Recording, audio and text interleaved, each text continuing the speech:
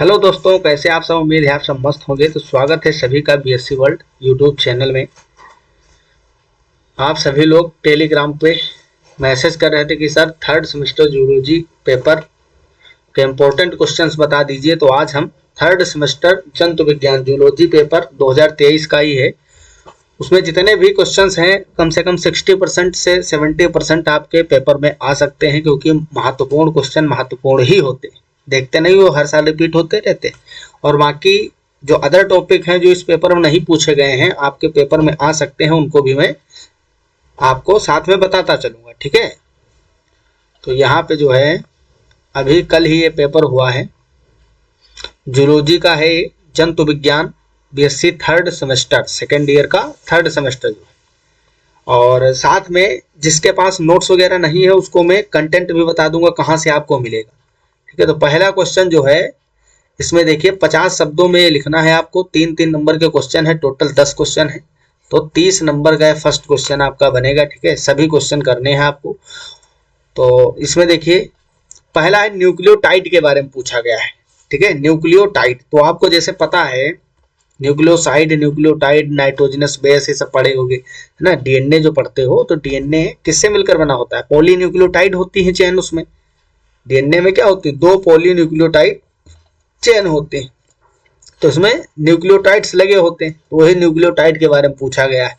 हाँ, तो इसमें आपको 50 शब्दों में लिखना है न्यूक्लियोटाइड के बारे में। जैसे क्या क्या लिखोगे, जैसे नाइट्रोजन बेस आपको पता है, प्लस फॉस्फेट ग्रुप हो गया, फॉस्फेट ग्रुप और शुगर। तो इन 3 चीजों से मिलने पर बनता है न्यूक्लियोटाइड का निर्माण होता है ना। इस तरीके से आप एक शुगर बनाओगे, शुगर का स्ट्रक्चर भी बना देना, और यहाँ पे क्या जोड़ोगे? नाइट्रोजनस बेस, और यहाँ पे फॉस्फेट ग्रुप जुड़ेगा। ठीक है। अब ये बनके तैयार हो जाएगा न्यूक्लियोटाइड। तो ये सब कंप्लीट लेक्चर्स पड़े हुए हैं। थर्ड सेमेस्टर का जितना भी जूलॉजी का कंटेंट है पूरा मैंने कंप्लीट करवाया है। तो आपको जो भी टॉपिक पढ़ना है, सेंट्रल डोगमा हो गया, है ना, सदर्न ब्लोटिंग है, ओकाजाकी फ्रेगमेंट जो नीचे दिख रहे हैं सब, ये सब कंप्लीटली पढ़े हुए हैं। तो आप इसको सर्च करिए। जैसे न्यूक्लियोटाइड आपको पढ़ना है तो न्यूक्लियोटाइड बीएससी वर्ल्ड यूट्यूब पे सर्च करोगे, आपको लेक्चर मिल जाएगा। फिर अगला क्वेश्चन पूछा गया है सेंट्रल डोगमा पे। ठीक है। अब इसमें न्यूक्लियोटाइड वाले में आपको एक्सप्लेन करने में क्या करना है, जैसे नाइट्रोजन बेस 2 टाइप के होते हैं, एक होता है प्यूरिन और दूसरा पिरिमिडीन। ठीक है। तो प्यूरिन में 2 होते हैं, एडेनिन और ग्वानिन। पायरिमिडीन में कौन से होते हैं? थाइमिन, साइटोसिन और यूरेसिल। अब किसके कॉम्बिनेशन से कौन सा बनेगा, इस तरीके से अलग अलग प्रकार के आपके न्यूक्लियोटाइड्स बनते चले जाएंगे। तो जितना भी डिटेल आपको पता है सब लिखना है इसमें, तब 3 नंबर मिलेंगे। फिर है सेंट्रल डोगमा। सेंट्रल डोगमा किसने दिया था? क्रिक ने दिया था। क्रिक एक साइंटिस्ट थे जिन्होंने सेंट्रल डोगमा दिया था। तो सेंट्रल डोगमा पे लिखना है। ये सेंट्रल डोगमा जो है ये सिंपली क्या होता है, जैसे आपको पता है डीएनए से डीएनए बनने की जो प्रोसेस होती है उसको क्या बोलते हैं? रिप्लिकेशन बोलते हैं।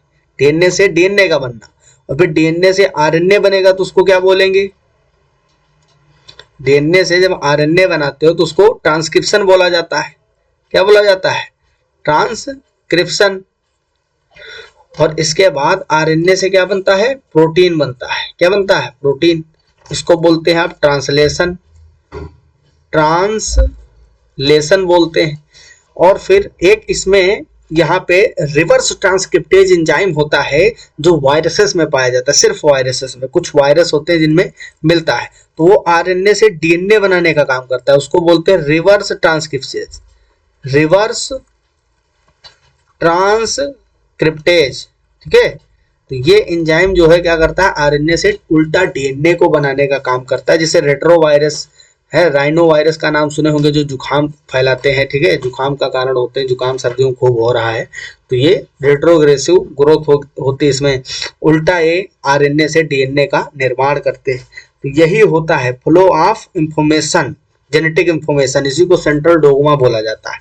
डायग्रामेटिकली क्रिक ने सबसे पहले बताया था कि किस तरीके से जो आनुवंशिक सूचना है, जेनेटिक इंफॉर्मेशन, वो आगे की ओर जाती है। तो flow of genetic information is called central dogma. ये आपको 50 शब्दों में लिखना है, तो इसी को अच्छे से समझाना है। डीएनए से डीएनए बनेगा रेप्लिकेशन, डीएनए से आरएनए बनेगा ट्रांसक्रिप्शन, आरएनए से प्रोटीन बनेगा जिसको एक्सप्रेशन बोलते हैं और ये ट्रांसलेशन हो गया। और आरएनए से अगर उल्टा डीएनए बन रहा है तो कुछ वायरसेस में ऐसा प्रोसेस होता है जिसको रिवर्स ट्रांसक्रिप्टेज एंजाइम काम करता है। इसका नाम होता है रिवर्स ट्रांसक्रिप्शन। जैसे डीएनए से आरएनए का बनना ट्रांसक्रिप्शन और आरएनए से उल्टा डीएनए बनाओगे तो रिवर्स ट्रांसक्रिप्शन। ये जरूर लिखना है कि ये कुछ वायरसेस में ही पाया जाता है, बाकी और कहीं भी आरएनए से डीएनए नहीं बनता है। हम लोगों में डीएनए से आरएनए बनेगा, ट्रांसक्रिप्शन होगा, लेकिन रिवर्स ट्रांसक्रिप्शन नहीं पाया जाता है। ठीक है, अगला इसमें क्वेश्चन था ओकाजाकी फ्रेगमेंट।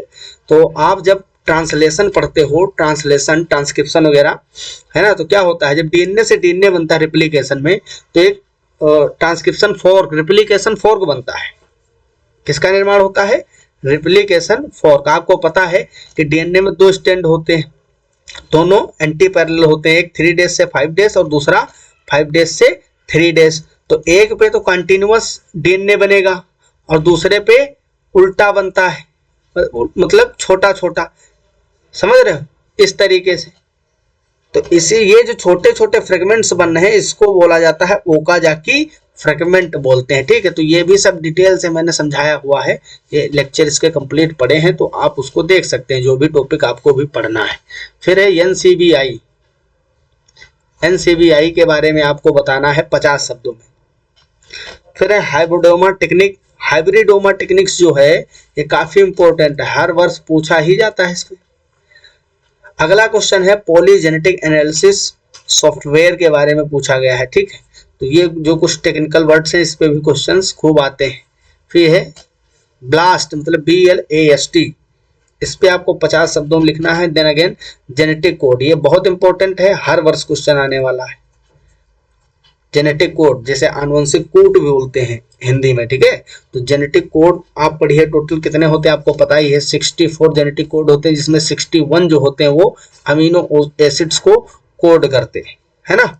और 3 जेनेटिक कोड एक पास जब होते हैं कोई भी हो तो वो एक अमीनो अम्ल को कोड करते हैं। इसके अलग अलग 61 कॉम्बिनेशन बनते हैं। कितने टोटल जितने भी न्यूक्लियोटाइड्स हैं आपके उसी से बनेंगे। ठीक है, तो यहाँ पे जैसे AUG है, AUG ये प्रारंभन कोडोन होता है और मिथियोनिन को कोड करता है, आपको पता होगा। AUG जो होता है ये प्रारंभन कोडोन होता है। जैसे क्वेश्चन पूछा जा सकता है इस तरीके से कि अगर 64 कोड्स हैं तो उसमें से सिर्फ 61 ही क्यों कोड करते हैं? क्योंकि 3 जो होते हैं वो क्या करते हैं, 3 कोड ऐसे होते हैं जो समापन का काम करते हैं, टर्मिनेशन वाले होते हैं। ठीक है, टर्मिनेशन कोडोन बोलते हैं उसको, तो वो किसी भी अमीनो एसिड्स को कोड नहीं करते हैं। इस प्रकार से आपको सब ये समझाना है। इसके लक्षण भी लिख देना आप जेनेटिक कोड के, जो भी होते हैं। ठीक है, 4-5 हैं। तो ये जेनेटिक कोड अगर आपको पढ़ना है तो सर्च करिए यूट्यूब पे जेनेटिक कोड BSc वर्ल्ड, आपको लेक्चर मिल जाएगा आधे घंटे का, उसमें कंप्लीट मैंने बताया हुआ है, लगभग 40-19 मिनट का लेक्चर है। ठीक है, CADD, इसके बारे में 50 शब्दों में आपको लिखना है। तो ये हो गया क्वेश्चन नंबर फर्स्ट। अब आता है आपका क्वेश्चन नंबर सेकंड, लघु उत्तरीय question. Short answer type questions हैं। Attempt any 3 questions given, give answer of each question in about 200 words. मतलब किन्हीं 3 क्वेश्चंस को आपको करना है और 10-10 नंबर के हैं, मतलब टोटल 30 मार्क्स का ये क्वेश्चन है आपका। ठीक है, इन्हीं 3 प्रश्नों का उत्तर देना है। तो पहला इसमें क्या है, prove the DNA replication is semi conservation. मतलब आपको सेमी कंजर्वेटिव जो लक्षण होता है, अर्ध संरक्षी प्रकृति, semi conservative nature of DNA replication. ठीक है, इसमें जो एक्सपेरिमेंट वगैरह है वो भी आपको बताना है। सेमी कंजर्वेटिव का मतलब क्या होता है, जैसे ऐसे समझिए एक डीएनए है। ठीक है, जब इसमें रेप्लिकेशन होगा तो 2 डीएनए बनेंगे। अब यहां मैं दूसरा कलर ले रहा हूं, एक डीएनए का स्टैंड नया आएगा और दूसरा स्टैंड जो है वो पुराना रहेगा। कौन सा रहेगा? पुराना वाला। समझ रहे हैं? तो इसको बोलते हैं अर्ध संरक्षी प्रकृति, सेमी कंजर्वेटिव नेचर बोला जाता है डीएनए रेप्लिकेशन का। बात समझ में आ गई होगी। तो 2 नए स्टैंड बन गए और 2 पुराने वाले हैं। तो इसमें देखो आधा कैसा है, पुराना वाला है, अर्ध संरक्षी मतलब आधा कंजर्व रहा, पुराना वाला ही। तो इसको आपको अच्छे से एक्सप्लेन करना है। इसमें जो आपके एक्सपेरिमेंट्स होते हैं, जैसे आप NH4Cl को लेकर करवाते हो, NH4Cl अमोनियम क्लोराइड और सीजियम क्लोराइड वगैरह को लेके यहाँ पे नाइट्रोजन, भारी नाइट्रोजन लिया जाता है। जैसे आपको पता है नाइट्रोजन का एटॉमिक मास कितना होता है, मास नंबर 14, और यहाँ पे 15 वाला लिया जाता है आइसोटोप उसका, ठीक है। उसको लेकर फिर नाइट्रोजन किया जाता है, यहाँ पे प्रूफ होता है उससे, क्योंकि आपको पता है जो नाइट्रोजनस बेस है उसके अंदर नाइट्रोजन जरूर होगा। तो जब किसी कल्चर को करवाओगे, जैसे किसी बैक्टीरिया में, ई कोलाई में आपने डीएनए रिप्लिकेशन किया, उसमें जितने स्टैंड थे तो 18 मिनट बाद उसमें रिप्लिकेशन होता है। बैक्टीरिया में आपको पता होगा 18 से 20 मिनट लेता है। तो 20 मिनट बाद जितना भी कंटेंट डीएनए का होगा वो डबल हो जाएगा। फिर आप उसमें चेक करेंगे नाइट्रोजन 15 वाला या 14 वाला। तो ये सब आप पढ़ लिए होंगे, हालांकि यहाँ हम आपको पेपर बस बता रहे हैं, ठीक है। इंपॉर्टेंट क्वेश्चन थोड़ी थोड़ी इंफॉर्मेशन देते चल रहे हैं ताकि आपका रिवीजन भी हो जाए। तो ये इसमें जो है 10 नंबर का है, तो एक्सप्लेन करना है अच्छे से, डायग्राम वगैरह बना के पूरा, ठीक है। 4-5 पीढ़ियाँ दिखा के बनाना है पूरा। चलिए अगले क्वेश्चन की बात करते हैं। पहला क्वेश्चन ये हो गया और इसमें दूसरा क्वेश्चन है आपका ये, describe the elongation transcription process in prokaryotes, ठीक है। तो आपको पता है इनिशिएशन, इलोंगेशन और टर्मिनेशन 3 स्टेप होते हैं टोटल ट्रांसक्रिप्शन के। तो प्रोकैरियोट्स में और यूकैरियोट्स में आपको पता ही है कि आपकी जो स्टार्टिंग की 4 यूनिट है वो किस पे बेस्ड है, मॉलिक्यूलर बायोलॉजी की है ना, जिसमें आपको ट्रांसलेशन, ट्रांसक्रिप्शन और रेप्लिकेशन इनके बारे में पढ़ना है प्रोकैरियोट यूकैरियोट्स में, है ना, ये सारी चीजें। तो यहाँ पे प्रोकैरियोट्स के अंदर इलोंगेशन फेज जो होता है ट्रांसक्रिप्शन का, उसको बताना है। प्रोकैरियोट में अनुलेखन के दीर्घीकरण की प्रक्रिया का वर्णन करना है, इसको डिटेल में आपको समझाना है। अगला क्वेश्चन है इसमें, डिस्कस द डीएनए फिंगरप्रिंटिंग, ठीक है। डीएनए फिंगरप्रिंटिंग वेरी इंपॉर्टेंट, बहुत ही ज्यादा महत्वपूर्ण है। इस पे क्वेश्चन खूब ज्यादा पूछे जाते हैं। तो इसमें पूरा प्रोसेस आपको बताना है, अगार जेल वगैरह का जो यूज होता है सब कुछ, ठीक है, किस तरीके से प्रोसेस चलेगा। फिर अगला क्वेश्चन, क्वेश्चन नंबर 4, इस क्वेश्चन का 4th क्वेश्चन है, right about DNA micro array, ठीक है। तो माइक्रो एरे के बारे में आपको, डीएनए माइक्रो एरे के बारे में आपको यहाँ पे लिखना है। फिर अगला क्वेश्चन है इसी में, इसमें शॉर्ट नोट्स पूछा गया है, 3 शॉर्ट नोट दिए गए, उसमें से किसी 2 पे आपको शॉर्ट नोट लिखना है। RAPD पे लिख दीजिए आप, या फिर RFLP पे लिख दीजिए, या फिर SNPs। तो ये 3 आपको दिए गए हैं, 3 में से ऑप्शन दिया गया है कि 2 पे संक्षिप्त टिप्पणी लिखना है आपको। अगला क्वेश्चन जो है आपका, कृषि में ट्रांसजेनिक की भूमिका, है ना, write the brief about role of transgenic in agriculture. तो ट्रांसजेनिक, अब इसमें देखो जीन मैनिपुलेशन का एप्लीकेशन आपसे पूछा गया है।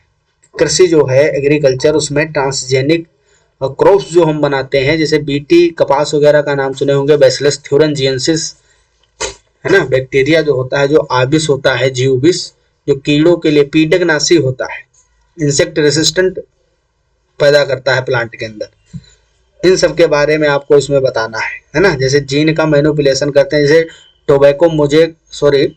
जो टोबैको प्लांट होता है, उसमें एक निमेटोड होता है सूत्रकृमि, जिसका नाम है मिलवाडोगाइन इनकोग्निसिया, है ना। तो वो रूट नोट निमेटोड उसका नाम है, वो तंबाकू की रूट को क्षय करता है, रूट में डिजीज करता है, रूट नोट निमेटोड उसका नाम है। तो उसके लिए भी RNAi, जैसे आपने RNA इंटरफेरेंस के बारे में पढ़ा होगा, RNAi के बारे में, तो ये RNA अंतरक्षेप की प्रक्रिया है, इंटरफेरेंस की प्रक्रिया, जिससे हम उस सूत्रकृमि के RNA को एक्सप्रेस नहीं होने देते, वहां डबल स्टैंडर्ड RNA बन जाता है। ये सारी मेथड्स मैंने पढ़ाई हुई है, डबल स्टैंडर्ड RNA का निर्माण होता है इसमें। तो ये प्रोसेस वगैरह सब इसमें बताना है, ट्रांसजेनिक क्रॉप जो आप बनाते हो उसके बारे में, है ना। तो जो ट्रांसलेशन, जैसे जेनेटिक इंजीनियरिंग का जो एप्लीकेशन है कृषि की फील्ड में, वो आपको यहाँ पे बताना है। अगला क्वेश्चन फिर से शॉर्ट नोट लिखने के लिए है, किन्हीं दो पे संक्षिप्त टिप्पणी लिखना है आपको। पहला है जीनोमिक्स क्या होता है, प्रोटियोमिक्स और मेटाबोलोमिक्स, इन तीनों में से किसी दो पे आपको लिखना है शॉर्ट में। फिर लास्ट क्वेश्चन उसका है right about process of transformation, मतलब रूपांतरण की जो प्रक्रिया है उसको आप लिखिए। तो ये बहुत इंपॉर्टेंट क्वेश्चन है, इस पे क्वेश्चन आता ही आता है। जैसे आपने डीएनए से आरएनए बनाया, अब आरएनए से प्रोटीन कैसे बनेगा, इस प्रोसेस को बताना है। इसमें टीआरएनए वगैरह है ना, और जो एंजाइम्स वगैरह यूज होते हैं, पूरा प्रोसेस आपको बताना है। राइबोसोम्स जहाँ पे यूज होते हैं ना, छोटी यूनिट और बड़ी यूनिट, पहले डीएनए के टेम्पलेट स्टैंड से छोटी वाली सब यूनिट जुड़ती है, उसके बाद में बड़ी वाली सब यूनिट जुड़ती है, फिर किस तरीके से अमीनो एसिड्स जुड़ते हैं, है ना, टीआरएनए उनको पकड़ पकड़ के लाता है, समझ रहे हो ना। तो पूरा प्रोसेस आपको समझाना कैसे प्रोटीन बनेगी। सेक्शन सी है आपका, जो कि 15 नंबर का है। Attempt any one question, give answer of each question in about 500 words, मतलब 500 शब्दों में सिर्फ एक क्वेश्चन आपको करना है, जो कि 15 नंबर का है। ठीक है, तो ये लास्ट क्वेश्चन है आपका, इनमें से सिर्फ आपको एक कोई क्वेश्चन करना है, और क्वेश्चन 4 दिए हुए हैं। सोचिए कितना फायदा है आपका, है ना। और मैं तो कहता हूँ ऐसे क्वेश्चंस में इस तरीके का पा जाओ, तुरंत कर डालो भाई, है ना, अगर आसान लगे आपको, आते हो, क्योंकि इसमें नंबर कटने के चांस कम होते हैं। 15 नंबर का है, कितना हो अच्छा लिखोगे, 8-10 नंबर ही मिलेंगे। और ये टिप्पणियां लिखना है, शॉर्ट नोट, तो यहाँ अगर 3 पे लिखना है तो 5-5 नंबर के हो गए, कितने कितने, 5-5। किसी में 3 मिल गया, किसी में 4 मिल गया, तब भी 4-4 8 3 12 नंबर हो जाएंगे, है ना। तो यहाँ नंबर कम कटते हैं, समझे। तो ये देखिए क्वेश्चन पहला है इसमें, discuss structure and function of lac operon and how gene regulate in prokaryotes. Lac operon की संरचना व कार्य पर चर्चा कीजिए, एवं प्रोकैरियोट में जीन नियंत्रण जो होता है, रेगुलेशन ऑफ जीन, ये कैसे होता है प्रोकैरियोट्स में। तो 2 प्रकार के ओपेरॉन्स आप में थे, एक लैक ओपेरॉन था और एक और था। तो दोनों को मैंने बहुत अच्छे तरीके से एक्सप्लेन किया हुआ है, एकदम डिटेल में एक एक चीज समझाई हुई है। तो लैक ओपेरॉन पे तो क्वेश्चन भाई छूटता ही नहीं, ये क्वेश्चन जरूर आएगा आपके पेपर में भी, ये जरूर देखने को मिलेगा। तो इसको जरूर कर लेना भाई। ये लॉन्ग क्वेश्चन 10 नंबर में, 15 नंबर में पूछता जरूर है। पूरा जैसे जेनेटिक कंट्रोल है इसमें, जीन का रेगुलेशन, वो सब आपको पढ़ना है ना। इसमें जितने भी जीन्स होते हैं, बीटा गैलेक्टोसाइडेज वगैरह बनता है ना, वाई जीन, ए जीन भी, और जितने भी हैं जेड जीन, ये सब के बारे में आपको अच्छे से पढ़ के जाना है। अगला क्वेश्चन इसमें है, what is PCR, polymerase chain reaction, write down the various step involved in it. मतलब पीसीआर जो है क्या है, इसमें प्रयुक्त विभिन्न चरणों के बारे में लिखना है। तो इसमें टोटल 3 स्टेप होते हैं, कितने होते हैं, 3 स्टेप। उन तीनों स्टेपों के टेम्परेचर याद रखना है, और बहुलीकरण वाला जो पॉलीमरेज एंजाइम यूज होता है, टैग पॉलीमरेज, है ना, जो बैक्टीरिया थर्मोस्टेबल बैक्टीरिया से निकाला गया है, टैग पॉलीमरेज, उसका यूज किस स्टेप में होता है, ये सारी चीजें आपको याद रखना है।